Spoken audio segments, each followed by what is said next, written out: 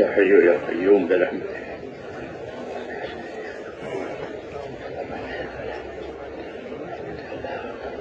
اللهم اجعلني في عزك وجوارك.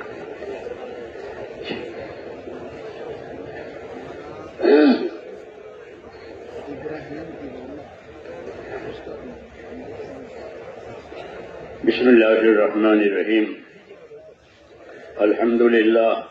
الحمد لله نحمده ونستعينه ونستغفره ونؤمن به ونتوكل عليه ونعوذ بالله من شرور أنفسنا ومن سيئات أعمالنا. من يهده الله فلا مضل له ومن يضلله فلا هادي له. ونشهد أن لا إله إلا الله وحده لا شريك له ونشهد أن سيدنا ومولانا محمدا عبده ورسوله صلى الله تعالى عليه وعلى آله وصحبه وبارك وسلم تسليما كثيرا. اللهم اجعلنا نبينا محمدا صلى الله عليه وسلم بما هو أهله واجزي الأنبياء كلهم خيرا وسلام على المرسلين والحمد لله رب العالمين. أما بعد أعوذ بالله من الشيطان الرجيم. بسم الله الرحمن الرحيم. ومن أحسن قولا ممن دعا إلى الله وعمل صالحا وقال إنني من المسلمين. صدق الله العظيم. میرے بزرگوں اور پیارے بھائیوں،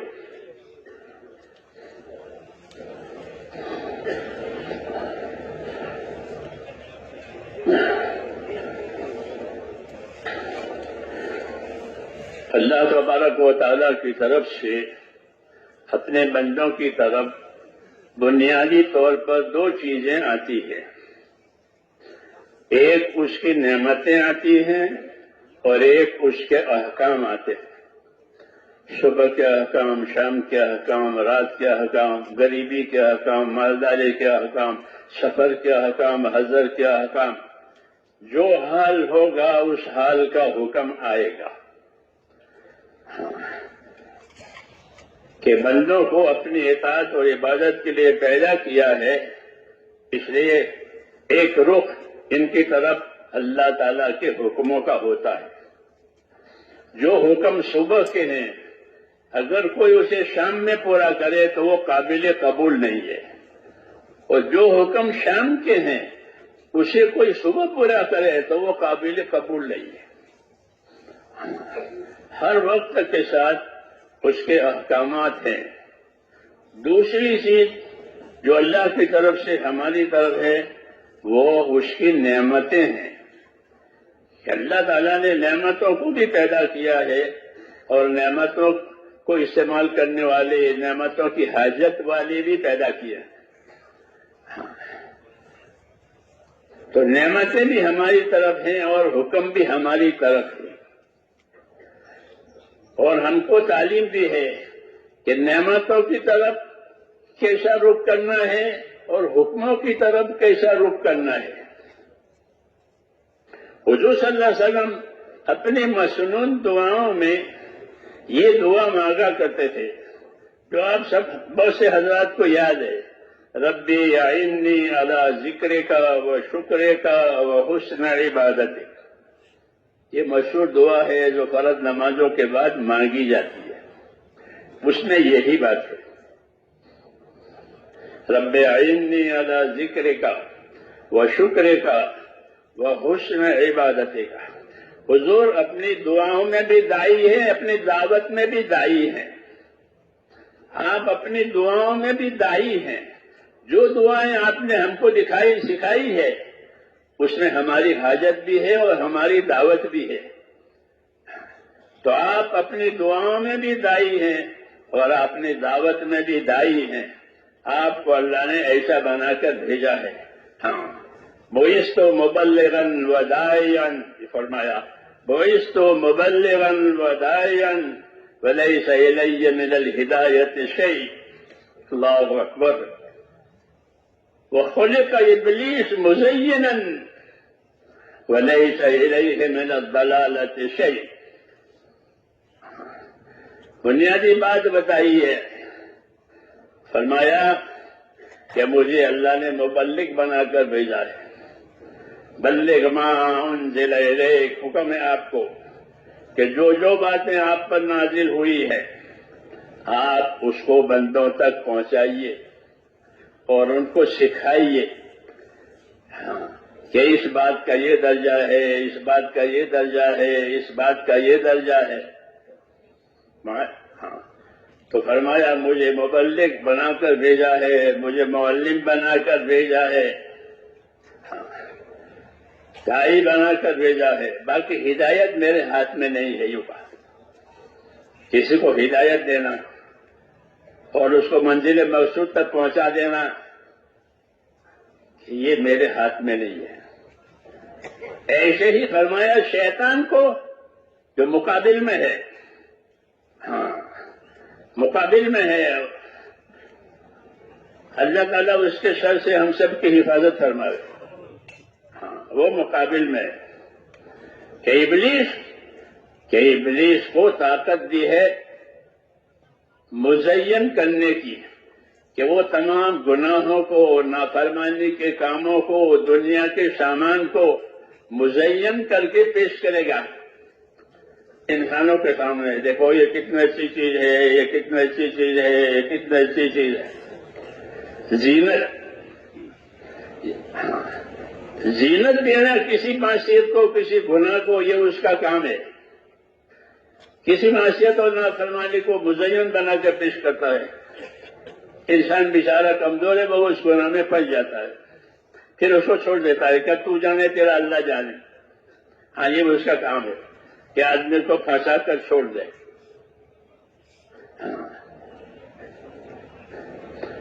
تو یہ مقابل طاقتیں ہیں، ایک طاقت نبی کو دی ہے، ایک طاقت شیطان کی ہے۔ لیکن مسئلہ اللہ کے ہاتھ میں ہے کہ نبی ہدایت دے کر منزل مقصود تک نہیں پہنچا سکتا، رہبری کرے گا۔ شیطان صرف بہکائے گا۔ شیطان کے ہاتھ میں نہیں ہے کہ لوگوں کو دوزخ میں لے جائے، ہاں بہکانا اس کا کام ہے۔ تو یہ ہر ایک کے کام کا معیار سمجھایا ہے ہم کو، اور پھر ہم کو ہدایت ہے کہ اللہ کی طرف سے جو باتیں تمہاری طرف نبیوں کے ذریعے سے آوے تم اس کا اتباع کرو، اپنی زندگی کو اس کے تابع کرو۔ یہ مطلب ہوتا ہے اتباع کا۔ ہماری دعوت اور تبلیغ کا مقصد بھی یہی ہے۔ ہم کسی کو مسلمان نہیں بناتے، بلکہ جو مسلمان ہیں ان کو صحیح معنی میں مسلمان بنانا ہے کہ وہ اپنی زندگی کا رخ اللہ کے نبی کی طرف، ان کے طریقوں کی طرف کرے۔ زمانے کی رفتار کیا ہے، خاندانوں اور برادریوں کا کیا طریقہ ہے کہ وہ نہیں، بلکہ ہم کو خاص طور سے اللہ نے ہم کو راہیں بتائی ہیں اپنے نبی کے ذریعے سے، اور یہی دعوت ہے، یہی تعلیم ہے کہ زندگیوں کا رخ طریقوں کی طرف کیا جائے۔ ماحول ہوتا ہے، خاندانی روایتیں ہوتی ہیں، قومی روایتیں ہوتی ہیں کہ وہ نہیں، بلکہ ایک راستہ ہوتا ہے جو نبی کے ذریعے سے دیا جاتا ہے، اس کو اپنانا ہے۔ ہمارا جو تیسرا نمبر ہے علم و ذکر، اس کی طرف دھیان نہیں ہے، وہ اسی مقصد کے لیے ہے۔ علم و ذکر دینی زندگی کی دو پٹڑی ہے، جیسے ریل کی پٹڑی ہوتی ہے۔ ریل بغیر پٹڑی پہ چلے گی کیا بھائی؟ کہ نہیں چلے گی۔ پٹڑی ریل کے لیے، ریل پٹڑی کے لیے۔ اس پٹڑی کا دوسری جگہ استعمال نہیں ہوگا، ریل کے لیے استعمال ہوگا، اور ریل پٹڑی پر ہی چلے گی۔ ان میں تلازم ہے، آپس میں ایک دوسرے کے ساتھ لازم ہے۔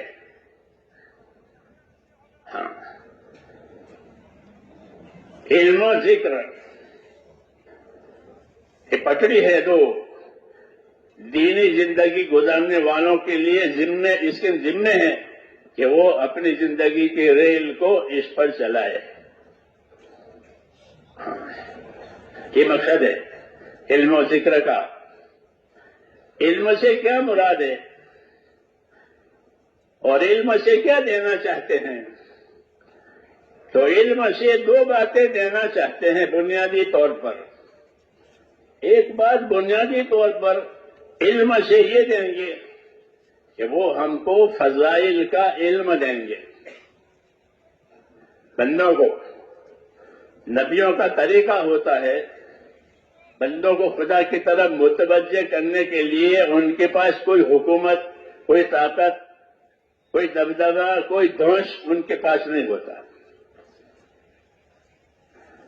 تو ان کے پاس کیا ہوتا ہے کہ ان کے پاس ایک تو ان کی پاکیزہ زندگی ہوتی ہے ہر نبی کی، کہ لوگ اس کو دیکھتے ہیں، ان کی پاکیزہ زندگی۔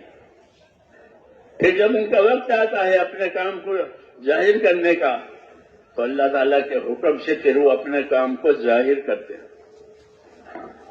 تو لوگ ان کی زندگیوں کو دیکھتے ہیں۔ حضور صلی اللہ علیہ وسلم نے بھی جب لوگوں نے آپ کی نافرمانی کی اور آپ کو جادوگر بتایا، یہ بتا فرمایا تم دیکھتے نہیں ہو، میں تو ایک لمبی عمر تک تمہارے درمیان میں رہا ہوں،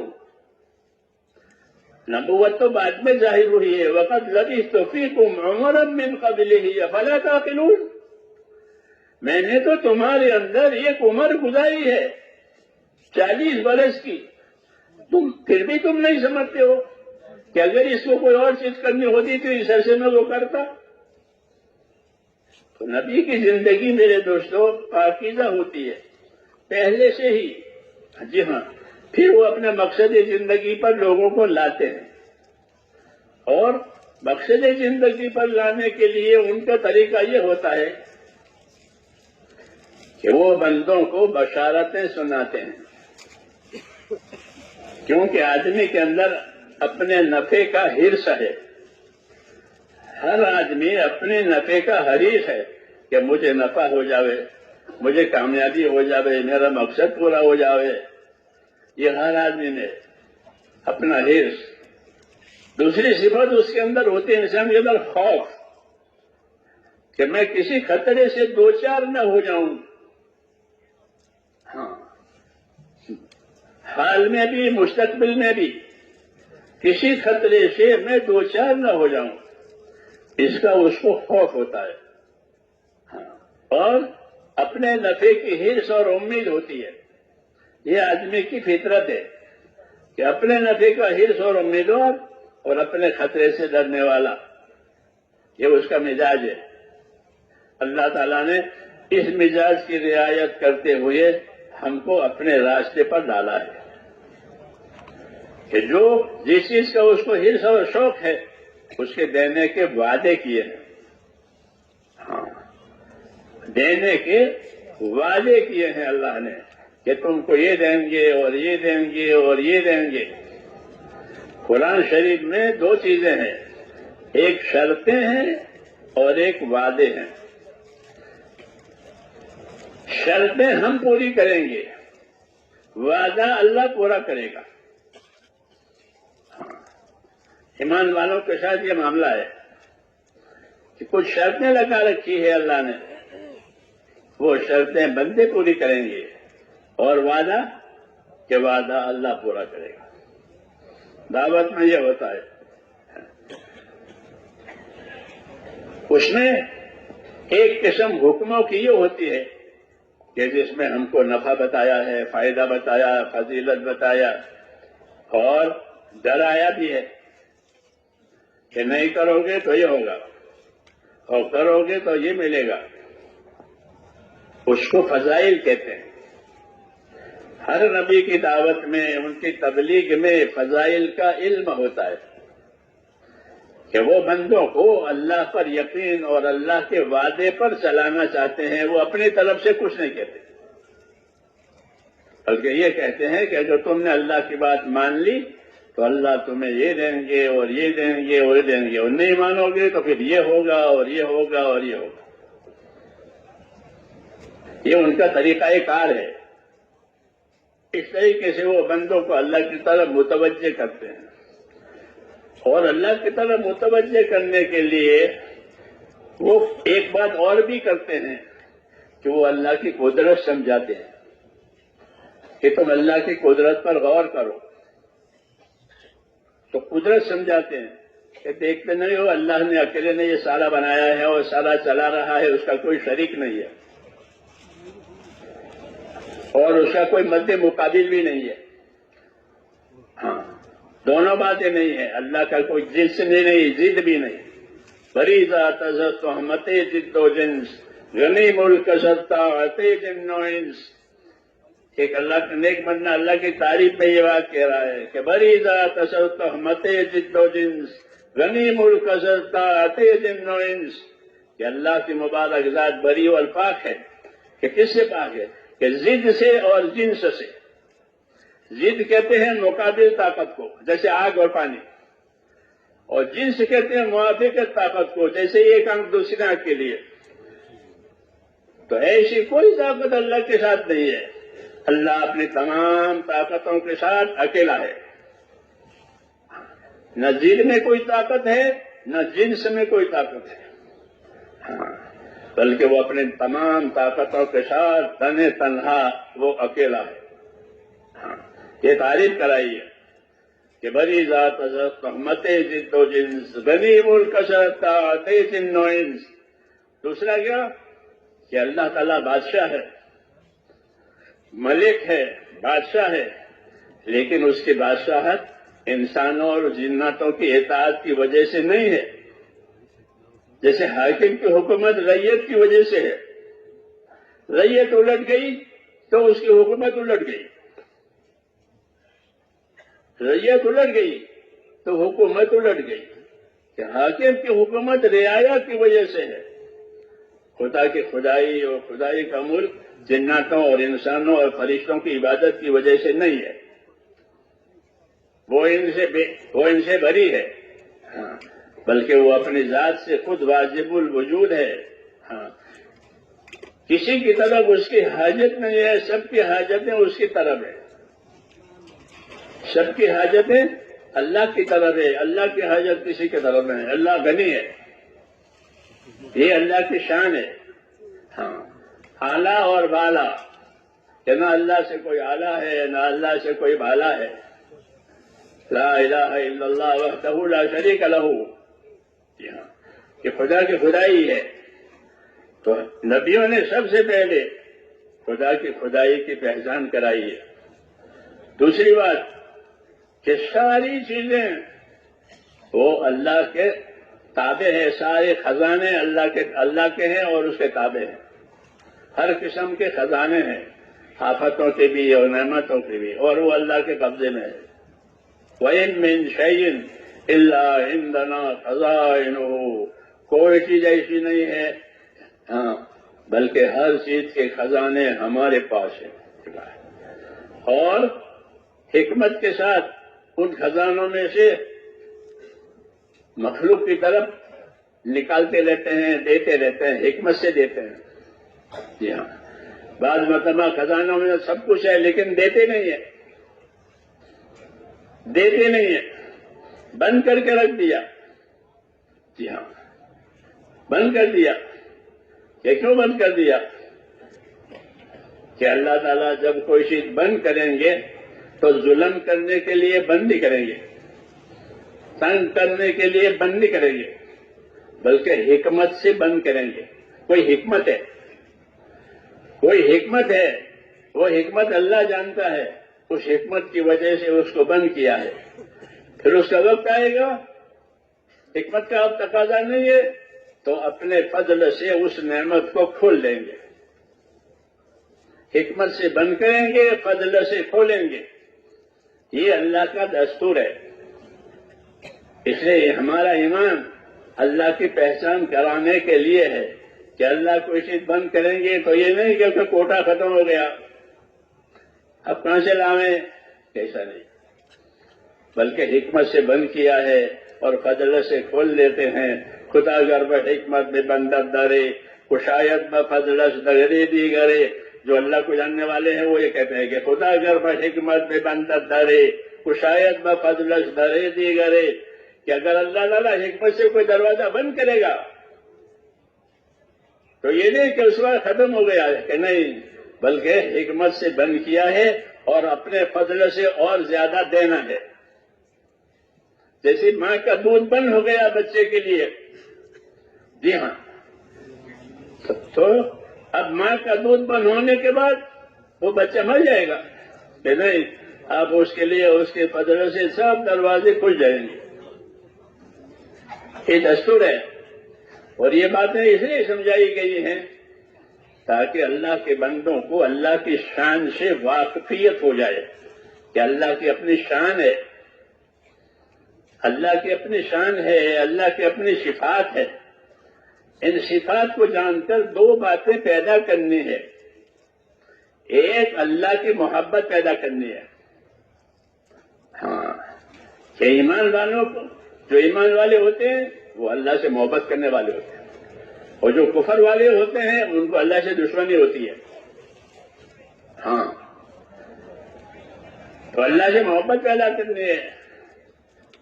تو محبت پیدا کرنے کے لیے اپنے انعامات، اپنے اکرامات اور اپنی صفات بتائیے، اپنی صفات بتائیے کہ میری یہ صفت ہے، میری یہ صفت ہے، کہ اللہ کے دربار میں کرم ہے۔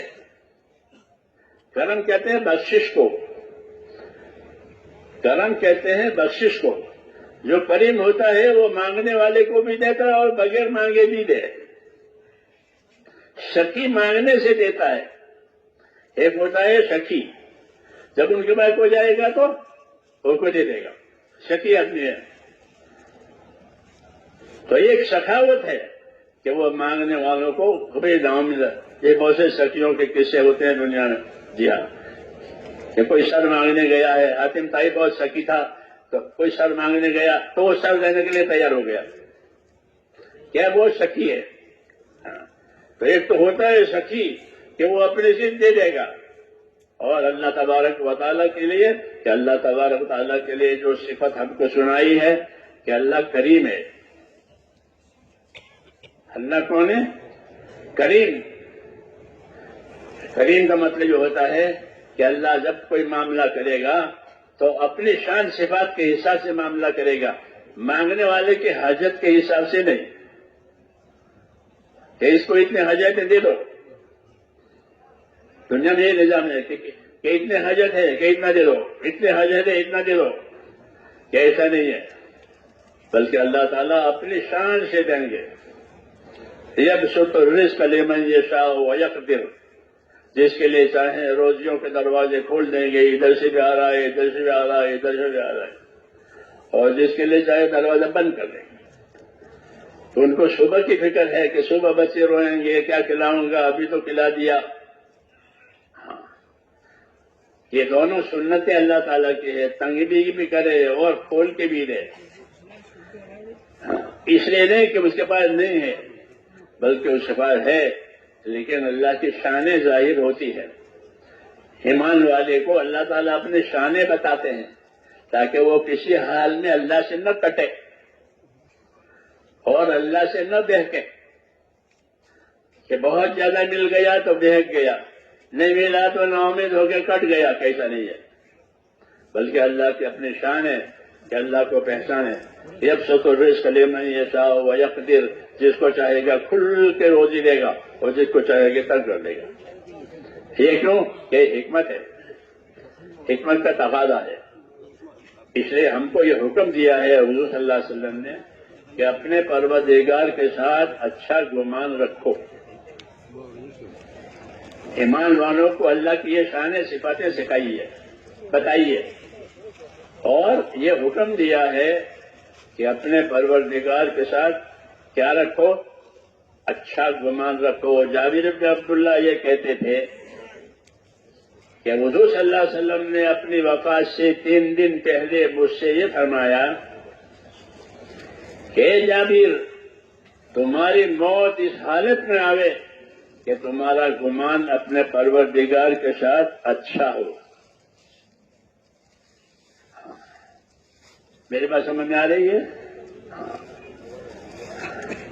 کہ اللہ کے ساتھ تمہارا معاملہ کیسا ہو.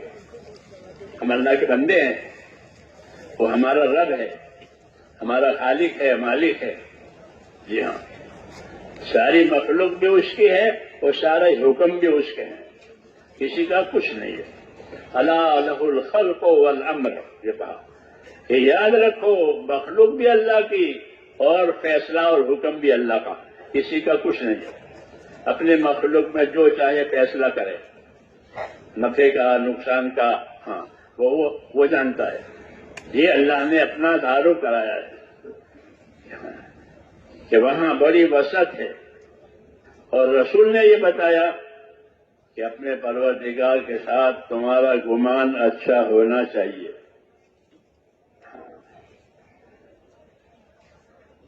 کوئی اللہ کے ساتھ بدگمانی نہ کرے. ہاں، یہ اس لیے ہے کہ جب آدمی کسی حالات میں آ جاتا ہے تو شیطان اس کو بہکاتا ہے کہ تو ایسا ہے، اتنا پابند ہے، دیکھو تیرے اللہ نے تیرے ساتھ کیا کیا، تیرے جوان بیٹے کا انتقال ہو گیا. یہ تیرے جوان بیٹے کا انتقال ہوگا، اللہ چاہتا تو وہ زندہ رہتا، اللہ چاہتا تو اچھا ہو جاتا تھا. جی ہاں، اس کو اغوا کہتے ہیں، یہ بہکاتا ہے. اور اللہ تعالیٰ اپنے ہر چیز حکمت سے کرتا ہے، اور شیطان انسانوں کو حالات سے ڈراتا ہے. جی ہاں، حالات سے ڈراتا ہے. اگر اللہ کے راستے میں جانے کا ارادہ کرے تو کہ تو جائے گا اللہ کے راستے میں، ان کا کیا ہوگا، اس کا کیا ہوگا، اس کا کیا ہوگا، اس کا کیا ہوگا. ہاں، اب وہ آدمی حیرت میں آ جاتا ہے. جی ہاں، بعض مرتبہ وہ پچھڑ بھی جاتا ہے، نہیں جاتا. ہاں، اسے اغوا کی وجہ سے. تو ایسے موقع پر تعلیم دی ہے، یوں ہوگا یوں ہوگا. کہ حضور اللہ نبی سے فرماتے ہیں کہ قل لن یصیبنا الا ما كتب اللہ لنا. کہ نبی کہہ دو کہ کچھ نہیں ہوگا ہم کو، جو ہمارے رب نے پہلے لکھا ہے وہ ہوگا. مصیبت لکھی ہے تو مصیبت آئے گی، راحت لکھی ہے تو راحت آئے گی، تندرستی لکھی ہے تو تندرستی آئے گی، بیماری لکھی ہے تو اللہ تمام چیزیں لکھ چکا ہے. جی ہاں، اور جو جو چیزیں لکھی ہیں ان کو ہر روز عمل میں لاتے ہیں. جی ہاں، ان کو اپنے عمل میں لاتے ہیں. کل یوم ہوا فی شأن، کہ ہر روز وہ اپنے کام میں ہے. جیسے آپ حضرت اپنے کام میں ہوتے ہیں، اپنی ضروریات میں ہوتے ہیں، کہ اللہ ہر روز اپنے کام میں ہے. اس نے اپنے کاموں کو لکھا ہے. جی ہاں، پھر ان کاموں کو روزانہ عمل میں لاتے ہیں. آج اس کی موت ہے، اس کو موت دینی ہے، آج اس کو روزی دینی ہے، آج اس کو شفا دینی ہے. ہاں، تعارف کرایا کل یوم ہوا فی شأن، کہ ہر روز وہ اپنے کام میں ہے. ہاں، ایسے نہیں ہے کہ سب مخلوق کام کر رہی ہے، کہ نہیں، ہر روز اللہ اپنے کام میں ہے. وہ اپنے کاموں کی ترتیب تنفیذ اپنی شان کے مطابق کرتے ہیں. یہ ہم کو ہمارے دین نے بتایا ہے، اس لیے تاکہ کوئی اللہ کے ساتھ بدگمانی نہ کرے. جو کچھ کریں گے حکمت سے کریں گے. بعض چیزیں تم کو ناگوار معلوم ہوگی، وہ تمہارے لیے اچھی ہوگی. بعض چیزیں تمہیں اچھی معلوم ہوگی لیکن وہ تمہارے لیے بہتر نہیں ہوگی. یہ کہا ہم سے، یہ کہا ہم سے. کیوں؟ کہ دین پر چلنے والوں پر زیادہ تر حالات آتے ہیں. موافق حالات بھی آتے ہیں، ناموافق حالات بھی آتے ہیں. یہ دونوں حالات، تو حالات کا اعتبار نہیں ہے. حالات بدلتے رہتے ہیں، جیسے صبح ہوئی، شام ہوئی، رات ہوئی، دن ہوا. کہ حالات کو قرار نہیں ہے، حالات بدلتے رہتے ہیں. اس لیے حالات کی وجہ سے کوئی اللہ سے ناراض نہ ہو اور حالات کی وجہ سے کوئی اللہ پر نہ اتراوے. کیسے حالات ہو گئے کہ حالات امتحان کے لیے اللہ نے پیدا کیے ہیں. جی ہاں، کہ اس میں کون کیسا چلتا ہے. حالات کو بھی پیدا کیا ہے، نعمتوں کو بھی پیدا کیا ہے. نعمتوں کو بھی پیدا کیا ہے اور نعمتیں پیدا کر کے دیتے بھی ہیں. مانگنے کا انتظار نہیں کرتے، مانگنے کا انتظار نہیں کرتے کہ مانگے تو دوں. بغیر مانگے دے اور اپنی شان سے دے. یہ اللہ تعالیٰ کا نظام ہے کہ بغیر مانگے دینا اور اپنی شان سے دینا. جی ہاں، یہ اللہ کی شان ہے. یہ شان ہے اللہ تعالیٰ کی، نبیوں نے ہم کو سمجھائی ہے. ہاں، یہ اللہ کی شانیں ہیں. قرآن کریم بھرا ہوا ہے ان باتوں سے. یہ کیوں ہے؟ تاکہ اللہ تعالیٰ پر جس طرح ہمارا ایمان ہے اس طرح اللہ تعالیٰ سے محبت بھی ہو جاوے. کیا ہو جاوے؟ کہ اللہ پر ایمان بھی ہے. اور کیسا ایمان؟ زبردستی کا کہ نہیں. والذین آمنوا اشد حبا للہ. کہا کہ والذین آمنوا اشد حبا للہ، کہ جو ایمان والے ہیں وہ تو اللہ کی محبت میں بڑے تیز ہیں، بڑے سخت ہیں. کہ وہ اللہ کی بات محبت سے مانتے ہیں. گلا دبا کر کے بات نہیں منوائی جا رہی ہے، بلکہ محبت سے مانتے ہیں. اس لیے کہتے ہیں اپنے اللہ سے محبت کرو. کیوں؟ کہ اس کی نعمتیں کھاتے ہو، وہ تمہیں نعمتیں دیتا ہے. جی ہاں، حیات دیتا ہے. تو اس لیے اپنے اللہ سے کہ اپنے اللہ سے محبت کرو اور محبت کے ساتھ اللہ کی اطاعت کرو. یہ اصل مسئلہ ہے. ہمارا اصل مسئلہ اللہ تعالیٰ کے ساتھ اطاعت کا ہے کہ اس کے بندے بن کر، اس کے تابعدار بن کر زندگی گزارے. اطاعت ہی اصل ہے جس کے لیے نبی آتا ہے کہ زندگیوں میں اطاعت آ جائے. اپنی نفسانیت میں سے، اپنی خواہشوں میں سے، اپنے ماحول میں سے آزاد ہو جائے اور اللہ کی اطاعت پر قائم ہو جائے. یہ دعوت ہے. تو اصل دعوت جو ہے وہ اللہ کے اطاعت کی. وما ارسلنا من رسول الا لیطاع باذن اللہ. یہ فرمایا وما ارسلنا من رسول الا لیطاع باذن اللہ. جب کبھی ہم نے زمین پر کوئی رسول بھیجا ہے، اللہ کہتے ہیں، تو کسی اور کام کے لیے نہیں بلکہ صرف اس کام کے لیے کہ وہ نبی اللہ کے بندوں کو ان کی ذمہ داری سمجھا کر اللہ کی اطاعت پر قائم کریں. ہمارے نبی کو سارے عالم کے لیے بھیجا تاکہ سارے عالم میں اللہ کی اطاعت کی بات چلے.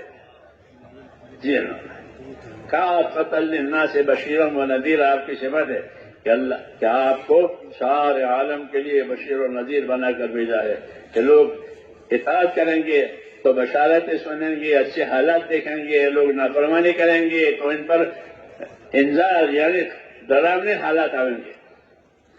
تو یہ سارے عالم کے لیے ہے. تو نبیوں کو اللہ تبارک و تعالیٰ اطاعت قائم کرانے کے لیے بھیجتے ہیں اور یہی مقصد ہے دعوت اور تعلیم کا کہ دعوت دی ہے، تعلیم دی ہے تاکہ ایک ایک کی زندگی اطاعت پر آوے. اطاعت اجتماعی بھی ہوتی ہے، اطاعت انفرادی بھی ہوتی ہے. اطاعت اجتماعی بھی ہوتی ہے. بعض کام ایسے ہوتے ہیں کہ وہ مل جل کر کیے جاتے ہیں، اکیلے کا نہیں چلے. جمعہ کی نماز اکیلے کوئی پڑھے گا؟ کیوں بھائی؟ کہ نہیں، جمعہ ایک آدمی کا نہیں ہوگا، عید ایک آدمی کی نہیں ہوگی، حج ایک آدمی کی نہیں ہوگی. تو بعض کام مل جل کے کرنے کے ہیں عبادتوں میں، دوسرے کاموں میں، اور بعض کام انفرادی طور پر کرنے کے لیے ہوتے ہیں. لیکن بہرحال کرنی ہے اطاعت. جی ہاں، کہ بندوں کو اللہ نے اپنی اطاعت کے لیے پیدا کیا ہے. دعوت اطاعت کی ہے. اطاعت کرو. اطاعت کا مفہوم عبادت سے اور زیادہ ہے. عبادت تو صرف اللہ کی ہوگی اور کسی کی نہیں ہوگی. وَاعْبُدُوا اللَّهَ وَلَا تُشْرِكُوا بِهِ شَيْئًا. معاذ ابن جبل سے پوچھا حضور صلی اللہ علیہ وسلم نے کہ معاذ، آپ کو معلوم ہے اللہ کا کیا حق ہے؟ آپ کو معلوم ہے اللہ کا کیا حق ہے؟ یہ حضرت معاذ سے حضور صلی اللہ علیہ وسلم پوچھا. انہوں نے عرض کیا مجھے نہیں معلوم ہے، ہاں بتائیں گے. جیسے ان کی عادت تھی کہ اللہ و رسولہ عالم. اور یہ سوالات بھی اسی لیے ہوتے تھے کہ جو چیز ان کے کام کی ہے، جو حق ان کے اوپر ہے، وہ ان کو بتانا ہے. اللہ نے دنیا کو میرے بھائیوں دارالحقوق بنایا ہے. کیا بنایا ہے؟ کہ یہ حقوق ادا کرنے کی جگہ ہے. جس طرح یہ حاجتیں پوری کرنے کی جگہ ہے دنیا، ایسے ہی یہ حقوق ادا کرنے کی بھی جگہ ہے. حاجت تو ہر حاجت مند کو محسوس ہوتی ہے. مجھے پیاس لگی ہے تو میں پیاس محسوس کروں گا، آپ کو بھوک لگی ہے